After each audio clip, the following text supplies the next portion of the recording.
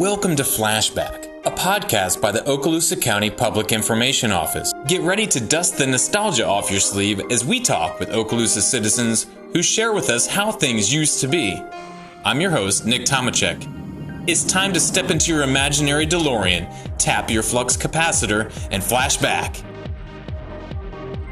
Welcome to another episode of Flashback. The enormous presence of our military community is undeniable here in Northwest Florida. Eglin Air Force Base, the largest installation in the world, and it's being used by every branch of the military, of course, including the Air Force. Like a lot of large things, there are little pockets or sections that specialize in certain things. That's certainly the case with Hurlburt Field. This little pocket of Eglin is located near the Santa Rosa Sound in the south end of Okaloosa County, and it's the subject of today's Flashback episode.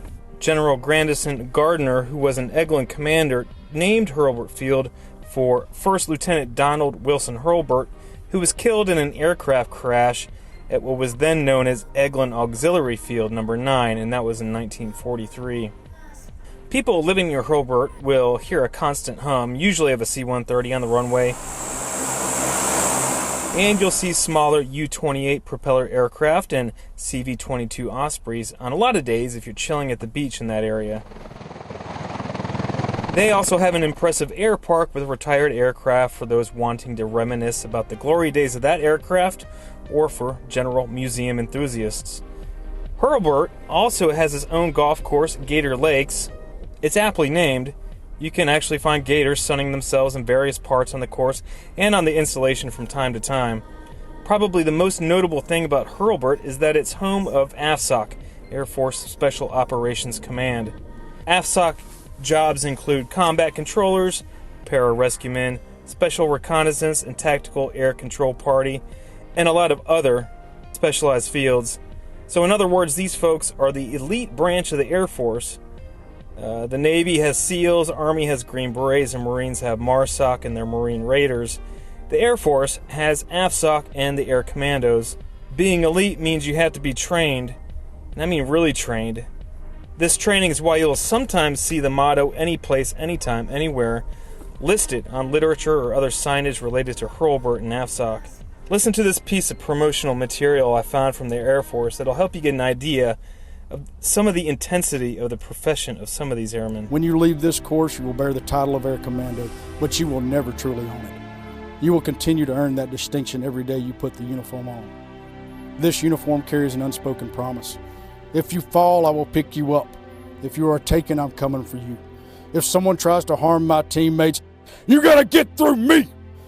That is what it means to be a commando. It means that if you fall into hell, this is the hand that's gonna pull you out. It is a statement to the world. You are an elite. You stand in a higher circle. You will be held to a higher standard. We do not accept ordinary. We do not accept common. That is for someone else. You are AFSOC. My personal experience with Hurlburt Field is a patriotic one, and definitely has some influence on why I chose to do this episode. I am formerly a photojournalist for a local newspaper, and during the height of the Iraq-Afghanistan wars, AFSOC sent a lot of airmen from Hurlburt to the Mideast. These airmen would come home from deployments on passenger aircraft and walk from the plane about 150 yards to a hangar where families and loved ones would wait anxiously, holding signs that read, "Welcome home," and "I missed you." I also saw a couple marriage proposals. It's hard not to get a little misty while watching a kid hug his mom or dad after being away from them for months at a time. Every American should witness something like this at least once, I think.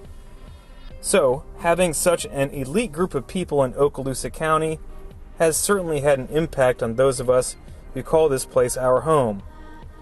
There is, of course, the economic impact of having so many thousands of people living here, but I wanted to get to the part about how these well-trained men and women impact the character of our county and the influence of their leadership for us. To do this, I needed to find out, one, the origin story of Hurlburt and AFSOC, and secondly, I wanted to hear from people who have experienced this kind of leadership firsthand, day to day, to hear their perspective on these stories. I reached out to Hurlburt Field's Public Affairs Office, and they put me in touch with one of their staff historians, Todd Schroeder. Another rumor that's kind of floated around over the years is that possibly the Doodle Raiders use Hurlburt as one of its locations for training. While it would have been nice to have been true, was not, because Hurlburt, the basic construction of Hurlburt, where it could have even been used as an airfield, did not occur until after the raid had taken place. They would have trained more at other locations, including Duke Field. During World War II, it was used more as a radar training site and countermeasures for radar operators. After the war, they had some units come in and out, but not for very long. Bombardment units, they have done some testing down here. We had an anti-aircraft missile squadron down here at one time. They did some test firing of early cruise missiles from here. And it really became synonymous with special operations in 1961 when President Kennedy wanted to set up unconventional warfare units to get away from the big stick of nuclear deterrence. He realized there was a broader range of mission sets out there that could be used. And so that's kind of when it really got its taste of AFSOC. And probably by 1962, it was predominantly AFSOC, and by the mid-1970s, anything that wasn't AFSOC, except for maybe, pre-AFSOC Air Commandos, except for some very small tenant units, had vacated Hurlburt Field, and it's been the home of special operations for probably a little over 50 years now, 55 years in one sort or another. And officially, AFSOC came here when it stood up in 1991. Before that was 23rd Air Force in about 1990. So it's been the home of Air Force Special Operations for a long time. You know, the Navy and the Army to a certain degree has its own air support via means of helicopters. But what we do is we provide, like with the AC-130s, the armed overwatch of the ground forces when they're out doing missions. We have the long range via our MC-130s where we can take them and fly them from the United States over to where they need to go, whereas helicopters, they could get there, but it would take a long time to get there. We can get them there faster. We can carry more people. So we are dedicated to supporting ground forces. We work in unity combined to complete the mission. I asked Todd about the evolution of the gunships. You know, the C-130s with giant guns hanging out of the side of them. I've heard that when some of the munitions and firing takes place, the kickback pushes the plane around a bit in the sky, which sounds pretty intense to me. Well, my understanding is there were some American missionaries down in Brazil out remote in the jungle, and how they would get resupplied with their mail if the plane would come over, kind of let a rope or a cable down, and the plane would be flying in a circle. The one they would hook the cable to was in the center. So the people on the ground would hook up the cable. The plane would kind of go out where they were keeping the cable fairly tight, but not tight enough where they're going to break it. And they would slide down mail and other supplies they would need, and then they would unhook the cable, they'd pull it back up, and the plane would fly away. And somebody saw that and said, you know what? If we mounted sideways firing guns on a plane, we could probably do the same thing. Go into a circle and concentrate our fire at a center point on the ground. And a lot of people, again, as I relayed, I don't know if you got this, were naysayers saying, well, can you fire a gun sideways out of a plane? How do you sight the gun in and things like that? They thought there was just too many unknowns to overcome, and people were saying, we at least got to try it. And they didn't even want to try it. They had to fight for everything they got to make the tech successful. And once they started using it, people couldn't get enough of it. And like I was saying, after that, it just took off. And, in AFSOC, I think we have a good number of people that are innovative. As we said in a video production we did about 3 or 4 years ago, we just don't think outside the box. We draw a box when none exists, and then we think outside of that. I want to go back to when the Air Commandos first stood up in World War II even, and I think this kind of applies, is when they were looking for volunteers, they were looking for individuals that were described as quiet with self-assured arrogance and having great enthusiasm with an overwhelming eagerness to accomplish the mission. So these were people that might have unique characteristics that some others didn't, and I think that carries on to this day. Some people are drawn to the mission. I would say that's more in special tactics. Some of our aircrew members, when they're done with their basic crew training, pilot training, things like that, want to come do the mission. AFSOC still is about 1% to 2% of the total Air Force, so we're a very small command compared to the rest of the Air Force. In Vietnam, it was pretty much the same thing. Air Commandos, which eventually became AFSOC, were about 2% of the total Air Force. But to put it in perspective, of the 14 Medal of Honors earned by Air Force people during that conflict because of actions they took, 5 were earned by Air Commandos. So a very small percentage of the total Air Force, but a little over a third of the Air Force, or I should say Medal of Honors earned by Air Force personnel. So I think it speaks to the character of the people that are Air Commandos and an AFSOC. I asked Todd also to explain the slogan, any place, anytime, anywhere, and where that came from. That term actually came about from the first Air Commando group in World War II. The reason the Air Commandos stood up is there was a British general, Lord Ord Wingate, who operated in the Burma theater. And he did unconventional warfare by taking his troops behind enemy lines. Well, the thing is, they had to walk in, they had to walk out.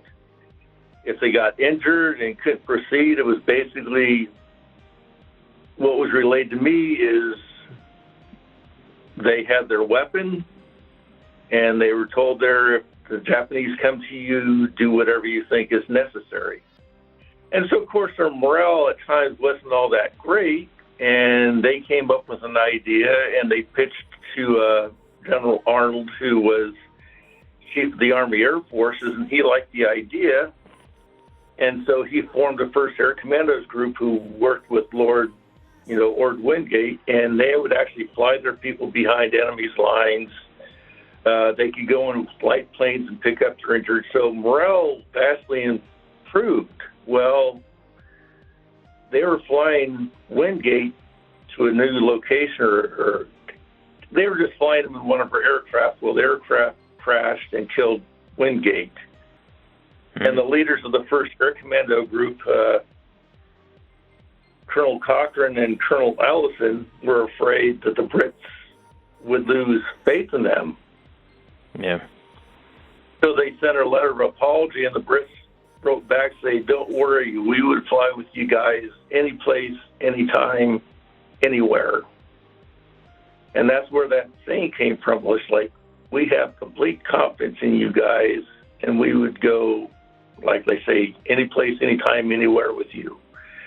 And so that's how that phrase came about, and it's kind of become an Air Commando phrase, any place, anytime, anywhere.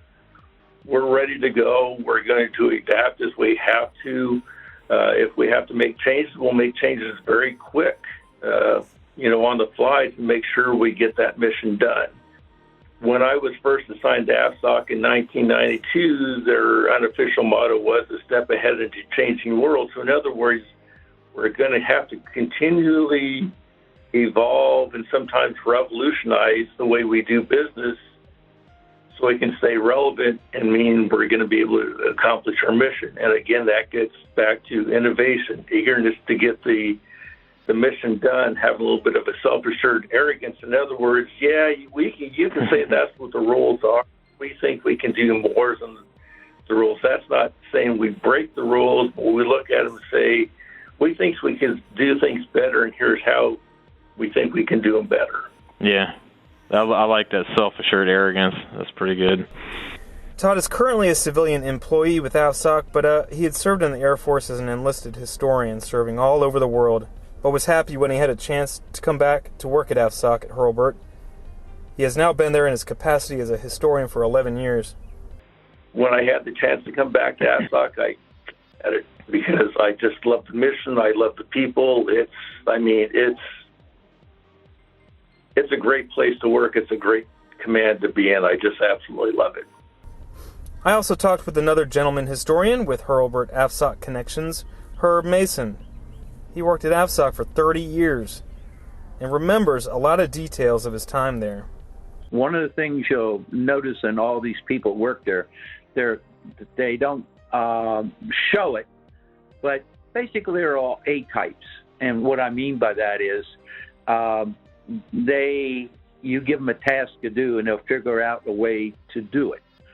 And I was at a briefing, and when we first went into the Gulf War, and we had Secretary of the Air Force was visiting, and he had 3 young airmen. They were briefing him on using the different weapons over there. And he asked them, he said, well, you can't go out onto the range and use these weapons. You can't practice doing this stuff. Where do you learn how to do it? And they said, we go over to Eglin. That's where all the engineers are. They have all the equipment, and we see what they got. And he said, wow. He said, that's really interesting. So I thought that was an interesting tour. These young airmen were 3 and 4 stripers, the forward air controllers, the guys like that they find innovative ways to do things. The second one I remember, very telling, you mentioned gunships, and of course they make a left-hand turn if they're going to be in combat. And Special Tactics Group was on the ground, and they were in a firefight, and they said, called in and said, we need a gunship, and they said there's none available. So the combat controller said, you got a regular C-130, and that's what the gunship's based on. Looks like it. And the guy said, well, yeah, we have one passing over. He said, tell them to come down to this altitude, which a gunship would do, and make that left-hand turn. He said, the bad guys know what that is. Yeah. And so the guy said, okay. And the pilot did what he said, and the bad guys disappeared because they understood what was there. So, again, this is the kind of people they're creative. They come up with things that, where would you learn to do that? What would you make you think somebody wouldn't recognize? But at the time, the bad guys called the gunship the Spitting Witch. Okay. And Vietnam, it was Puff the Magic Dragon. So each conflict, they find different ways to do different things. Yeah, sounds like those gunships are feared worldwide if you're our enemy. I mean, yeah, the original gunship they came up with, the first one was known as Spooky. Yeah. And they all, until the last variant, all were Stinger, Shadow, Spooky, whatever. And they landed, was AC-47. They had worked with it here and at Wright-Patterson in Ohio, and they took it to try it out into Vietnam, and they landed at Tan Son Nhut. So when they landed, the guy in the control tower said, hey, what's your call sign? And they said, well, we just got here. We don't have a call sign. And in the background, they heard somebody say, anything that old and slow is spooky. So that's how they came up with the very first. They called the very first one Spooky. And at the air park at Hurlburt, that's what's on the side of the gunship. Yeah, yeah, okay. Yeah, but that's not an original gunship. They made it look like a gun. We did not bring any of the AC-47s home from Vietnam. We left them for the Vietnamese to use. Oh, okay. So, Herb went on to talk about how the military members who retire here contribute by volunteering at various food banks, as well as being involved in organizations that help veterans and active duty service members. But he also went on to describe a few specific instances of what you might call doing a good deed. A couple was getting married, and they had something like $4,000 or $5,000 with them, and they had to stop. And the guy got something out, and he left his wallet on top of his car. And out it was off Martin Luther King. And on that curve there, apparently, when he left it, he didn't realize he left it. It slid off. and I guess it was late at night, and he didn't realize it, didn't have any idea where he lost it. Well, the next morning going to work, one of the military, I don't know if special tactics, but he saw this thing along the road, and it said, well, it looked like a nice wallet. And he got it, found out who the guy was, and returned every penny of it to him. Yeah. So I always thought but that made the newspaper. I remember that. Returning thousands of dollars back to the rightful owner is definitely a good deed. Here's another one, and in this case, it leads to a life saved. Let's listen to Herb. It was on a Saturday morning. The filling station out the back gate at Hurlburt. I pulled in to get gas, and next to me was a special tactics guy in uniform, and he and his wife, and she was pregnant, and some bicyclists, about 5 or 6 of them in a row, were going down the right-hand side by the filling station in line like you're supposed to, not bunched up. And shortly after they passed us, a truck came by weaving all over the place and basically ran over, knocked some of them off, but the front bike knocked the guy off, and he was under the truck, and they had water in the ditch there. And people started moving forward. This young man hollered to his wife to get his bag out, and he put the gas up, and she gets his bag out. He reaches in, gets a smaller bag, and he goes racing up to the front. Now, what I did was cars were still coming down there. It was light. I got in the road to make cars go to the outside so no one else would get hit. And the police showed up pretty quick. And but before the police came, he came back down and got back in his car, and they left. And another person who ran up there with him, I said, what happened? And he said, well, the guy is injured, and he took care of him. He got his head up out of the water, and they got him out from under the truck and did a little triage on him. And he said, do you know who he is? And I said, no, I really don't, but I know he's military because of the uniform. Well, when the policemen came, they asked me to stay there, interviewed me afterwards, and they wanted to know who it was. And I said, well, I don't know who it was. I said, but I can give you the unit he belonged to. I gave him one of my cards. And I said, I can give you the unit he belongs to, and I'll get you a number and give him a call, which I did. And they were able to track the young man down and recognize him for what he did for the community. But he didn't think anything about it. He went and did it, got back in the car, and they drove off. And that's probably the best typify what the airmen, male and female, do around the community. They just do what needs to be done and don't particularly need any recognition.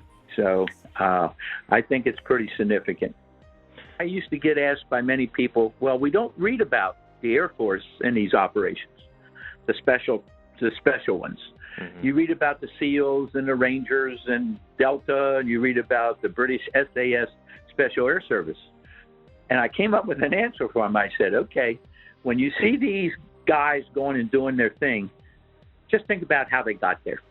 And I said, the Air Force just has not done that. Having worked there 30 years, I remember when a funny story, the guy with the ponytails, Seagal, is that? Oh, Steven Seagal, yeah. Yeah, he came here.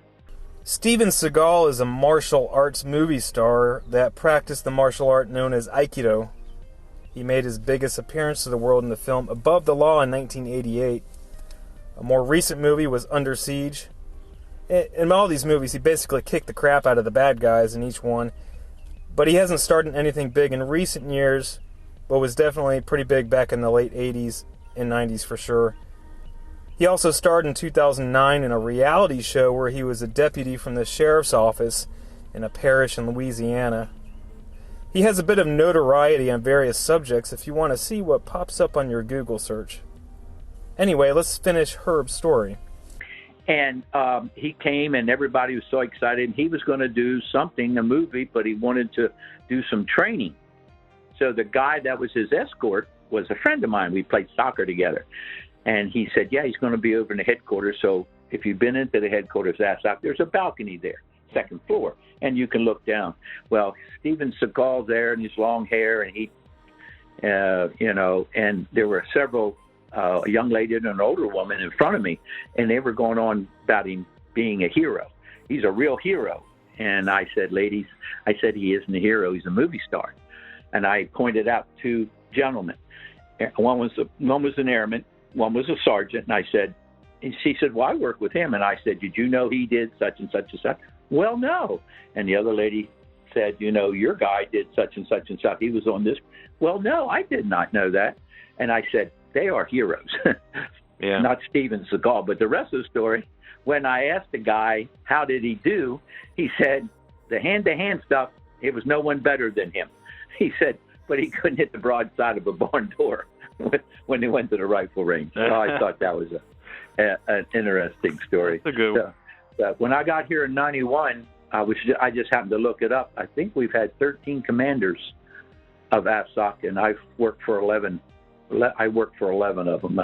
The last two, that would be about right. It's about 6 years since I retired. Who's your favorite? No, I'm just kidding. You know. No. What was really unique for me is like growing up with leadership. They were young captains, many of them, or lieutenant colonels or majors. Yeah. That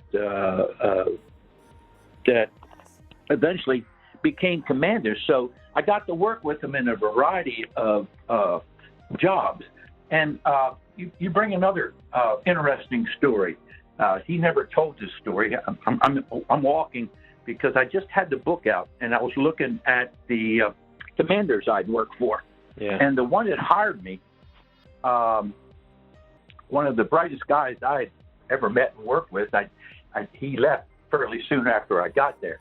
But he gave me an opportunity. But we had gone to San Antonio. We went to a Spurs game as a group after a meeting, and Tom Eggers. And Tom left, and he went down to become the vice commander, I think, at U.S. SOCOM down in Tampa.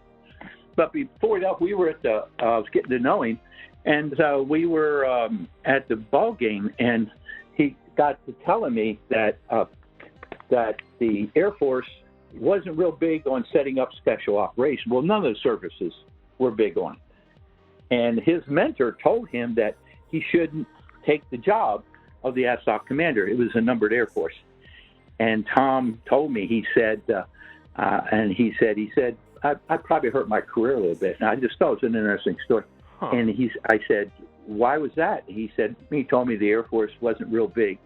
And I said, but why'd you do it then, sir? He said, because it was the right thing to do. I see. And that summed it up for me. Like Lieutenant General File I worked for, when Eggers was here, he was a captain. He was an aide. Okay. So I met him, and he became the 5th commander. So it was like growing up with your corporate board. Yeah. Uh-huh. So having that relationship, and the quote I like to use for special operators, and I used to do a 2-hour briefing. I did not come up with it. I heard it, read it, but I can never find out where. I started my briefing about what we do is history makes you smart, heritage makes you proud. Yeah. And if I had to have a saying from my world about special operations, that would be it. I love how Herb's able to remember all these little stories, and I'm sure if I kept him on the phone longer, he could have gone on for hours more. I'd like to give a shout out to our local military service members, veterans, and their family members. None of us are perfect, and this episode isn't out to say that every member of the military is an angel, because none of us are. But what I want to recognize is their service to their country in this community in Northwest Florida in beautiful Okaloosa County. You serve and have served, and that usually involves sacrifice. Sacrifice of your personal freedom for the public good, sacrificing time, experience with your family, and sacrificing, yes, even your body, and I don't want that sacrifice to be forgotten. I'd like to thank historians Todd Schroeder and Herb Mason, and Hurlburt Public Affairs members Captain Jansen Float, 2nd Lieutenant Jason Barkey, and the rest of the PA team there. And special thanks to Vicki Stever, the coordinator for the Okaloosa County Public Library Cooperative. She put me in touch with Mr. Herb Mason. This episode was written and edited by me. Our executive producer is April Sarver, the Okaloosa County Public Information Officer. Music is by Jason Shaw on Audionautics.com. That's it for today. Subscribe to us on Spotify, Apple Podcasts, Google Podcasts, and Podbean so you can get the episodes as soon as they come out. If you have an idea for an episode, you can email me at ocpio@myokaloosa.com. I'm Nick Tomachek, and I'll see you around town.